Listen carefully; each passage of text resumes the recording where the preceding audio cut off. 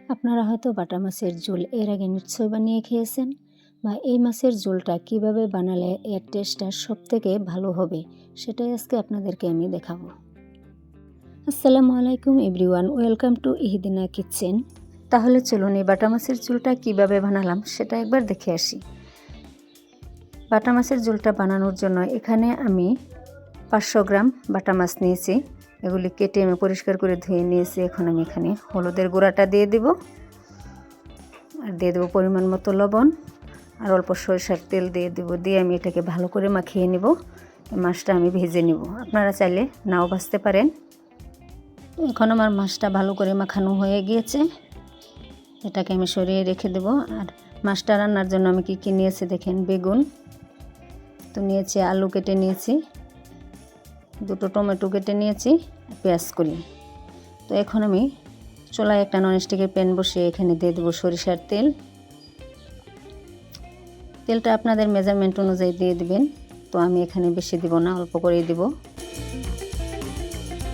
তো এখন আমি মাছটাকে এখানে ভেজে নেব।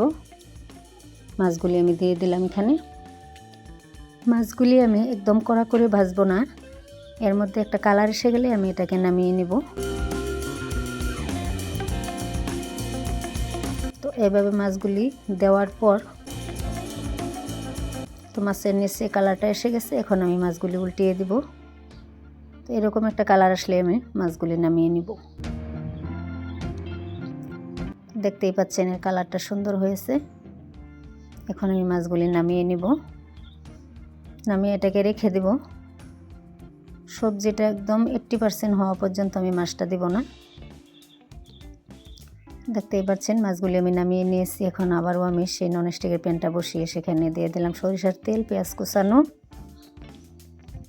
পেঁয়াজটাকে অল্প আমি ভেজে নিব।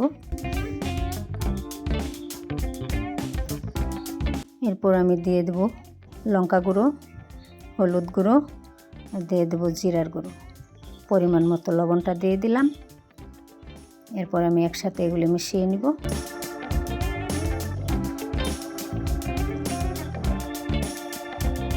এর মাঝে আমি এখন দিয়ে দেব কাশ্মীরি লঙ্কার গুঁড়ো। অল্প পরিমাণে পানিটা দিয়ে আমি এটাকে কষিয়ে নেব। পানিটা দিয়ে এভাবে নাড়াচাড়া দিয়ে একসাথে মিশিয়ে এখন আমি একটা ঢাকনার সাহায্যে ঢেকে দেব 2 মিনিটের জন্য। তো 2 মিনিট পর আমি আবারও ফিরে আসলাম। আমার মশলাটা কষানো হয়ে গিয়েছে, দেখতেই পাচ্ছেন মশলা থেকে তেলটা অল্প ছেড়ে দিয়েছে। এখন আমি এখানে কেটে রাখা সবজিগুলি দিয়ে দিব। আলুটা দিয়ে দিলাম, তো দিয়ে দেবো বেগুন, এর সাথে দিয়ে দেবো টমেটো। দিয়ে আমি একসাথে এগুলি মশলার সাথে মিশিয়ে নেব। তো আমার মশলার সাথে এটা মেশানো হয়ে গিয়েছে। এখন আমি এটাকে ঢেকে দেবো আবারও 2 মিনিটের জন্য। 2 মিনিট পর আবারও আমি ফিরে আসলাম। তো দেখতেই পাচ্ছেন এটা 50% কুক হয়ে গিয়েছে। এখন আমি এখানে পরিমাণ মতো পানিটা দিয়ে দেব। আপনারা আপনাদের পরিমাণ মতো পানিটা দিয়ে দিবেন, যতটুকু ঝোল রাখবেন সেই অনুযায়ী আপনারা পানিটা দিয়ে দিবেন। পানিটা দিয়ে আমি একসাথে আবার ওগুলো মিশিয়ে দেব।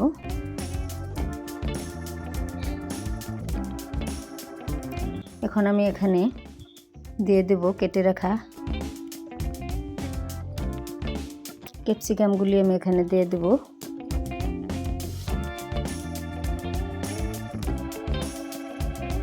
এখন আমি এটাকে আবারও মিশিয়ে ঢেকে দেব 10 মিনিটের জন্য। 10 মিনিট পর আবার আমি ফিরে আসলাম।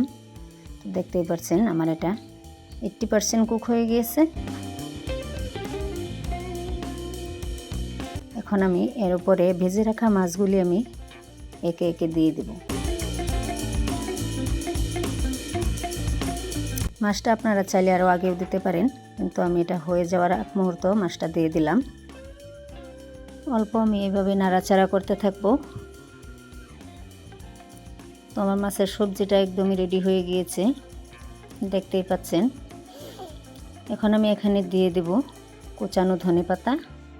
ধনেপাতাটা আপনারা স্কিপও করতে পারেন, আমি এখানে দিয়ে দিলাম। ধনেপাতাটা দিলে এর ঘ্রাণটা অনেকটাই সুন্দর হয়। এখানে আমি বলে রাখি, যারা যেখান থেকে ভিডিওটা দেখতেছেন ভালো লাগলে লাইক কমেন্ট আর বন্ধুদের সাথে শেয়ার করে দিবেন। আর আমার চ্যানেলে যদি নতুন হয়ে থাকেন চ্যানেলটাকে সাবস্ক্রাইব করে দিবেন। তো দেখতেই পাচ্ছেন আমি এখন এটাকে নামিয়ে নিয়েছি। তাহলে ভিডিওটা আমি আজকে এখানেই শেষ করলাম। আবারও দেখা হবে নতুন আরও একটা ভিডিওতে। সবাই ভালো থাকুন, সুস্থ থাকুন। আল্লাহ হাফেজ।